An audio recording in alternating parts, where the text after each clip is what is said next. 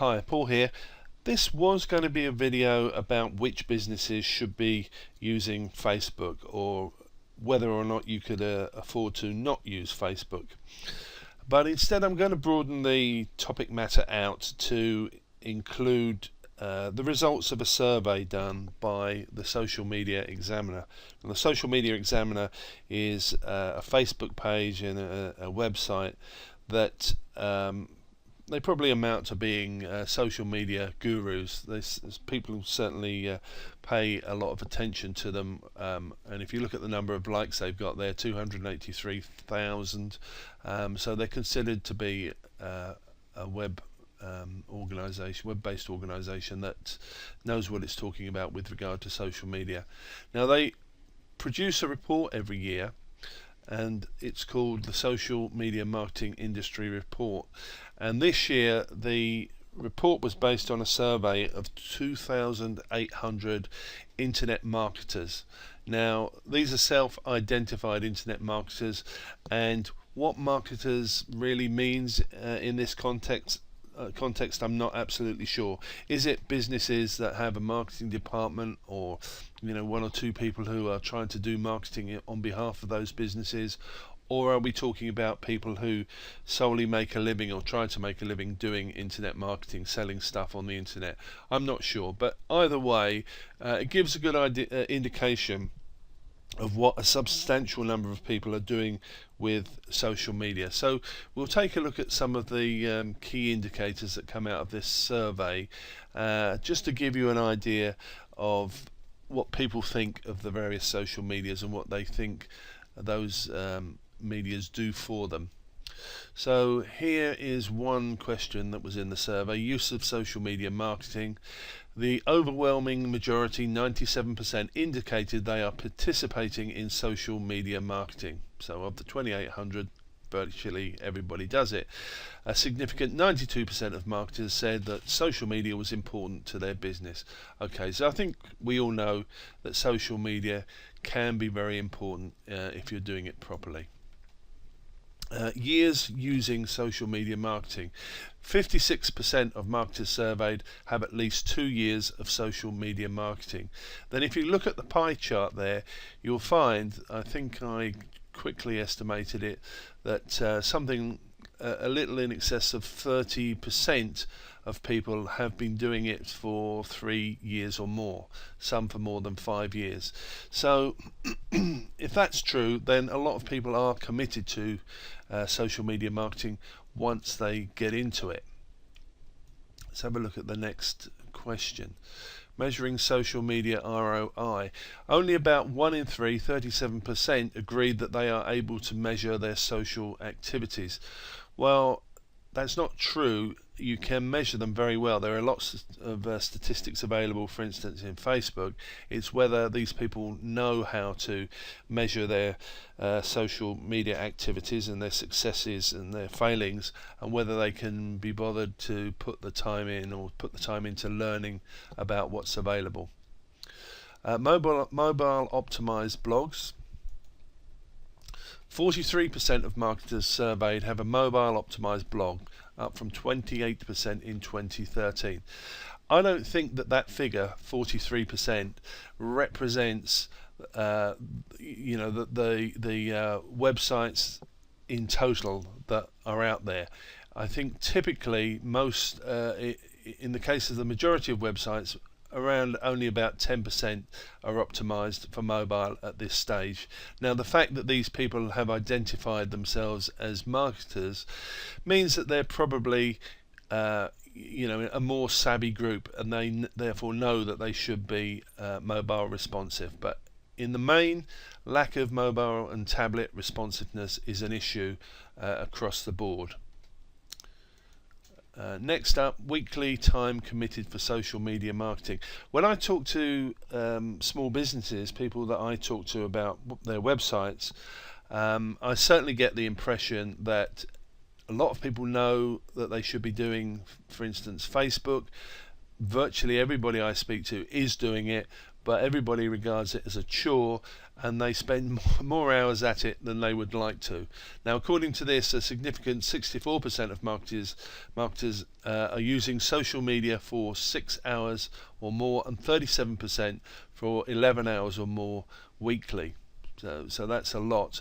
But then I've also made this little note, this annotation. According to this graph here, 28% of those surveyed are doing more than 16 to 20 man hours per week, and 10% are spending more than 30 hours per week.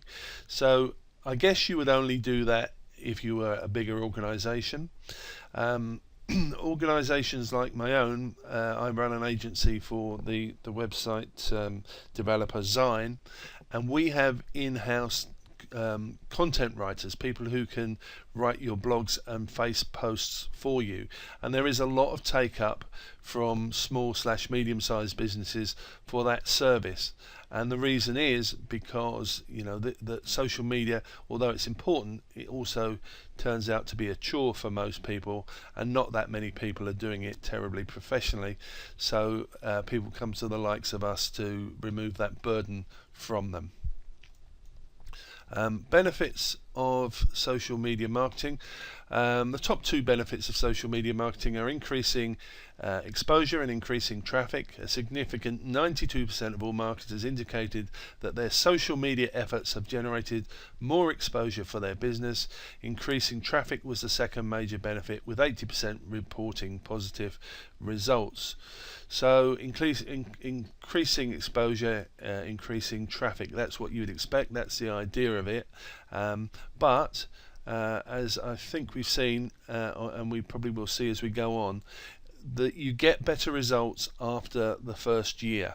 Organic growth via a website or via social media platforms does take a while. It doesn't take a few weeks, it takes a few months usually, unless you're exceptionally good at it, or unless you use advertising, which of course is built in to the likes of Facebook. Improved sales. More than half of marketers who've been using social media for at least 3 years report that it has helped them improve sales. Conversely, 50% of all marketers taking this survey report social media has not helped them improve sales. So that doesn't really make sense mathematically. You can't have more than half saying that it has helped improve and half saying it hasn't helped improve sales. But I get the point. About 50-50. 50% say it has, 50% are not so sure about it. Increased exposure. With as little as 6 hours per week, the vast majority of marketers, 95%, indicated their social media efforts increased exposure for their business. Nearly all marketers, 93%, who've been employing social media marketing for 1 year or longer, report it generates exposure for their business. So again, yes, it's good for branding, good for increasing exposure. It will increase sales, particularly if you know how to get people off your Facebook page and onto your website where the sales are likely to happen. And again, we get this idea that it really doesn't happen for people quite often until they've been at it for a year, but there are certainly exceptions to that. Growing business partnerships. More than half of marketers who have invested at least 1 year in social media marketing report that new partnerships were gained. And by spending as little as 6 hours per week, 66% of marketers see lead generation's benefits from social media. So again, put the time in and you get the results. Increased traffic. A significant 84% of participants found that increased traffic occurred with as little as 6 hours per week invested. And of those with at least 1 year of experience, 69% or more found social platforms provided marketplace insight. Well, that idea of marketplace insight, particularly on Facebook, you can survey people, look at people's comments, look at ideas that people put onto your page. That's one of the great advantages of social media generally, is that you can find out what the market likes and wants. Commonly used social media platforms, well, not surprisingly, it's Facebook in number 1, Twitter second, LinkedIn third, I know that's building now, YouTube is in 4th, after that it's blogging and Google+. Google+ is definitely going to grow because Google are throwing a lot at it and they are rewarding people who use Google Plus with positioning in the search engine. So Google Plus set to grow, maybe at the expense of Facebook, because there's a lot of platforms listed there, and small businesses in particular struggle just to handle, say, Facebook, and to keep hammering away at all of those is not easy for anybody, especially, well, in particularly small businesses. And the most important social media platform is Facebook at 54%. Now it seems there that Facebook is head and shoulders above the rest, but if you look at this next survey result, you see that regarding B2B, business to business versus business to consumer, Facebook is biggest, easily most important when it comes to business to consumer. But if you look at the right hand pie chart, when it comes to business, LinkedIn has the bigger presence, and that will get bigger too, because there's a number of books out now on how to use LinkedIn properly to build your business. I don't use it properly, and I would say on the people that I'm connected with, probably only one or two are using LinkedIn properly. I now have a book on the topic. It's called The LinkedIn Code by Melanie Dodara. I'll put a link to this under to the book under this video. And I do appreciate now, having read her book, that I'm not using LinkedIn at all well.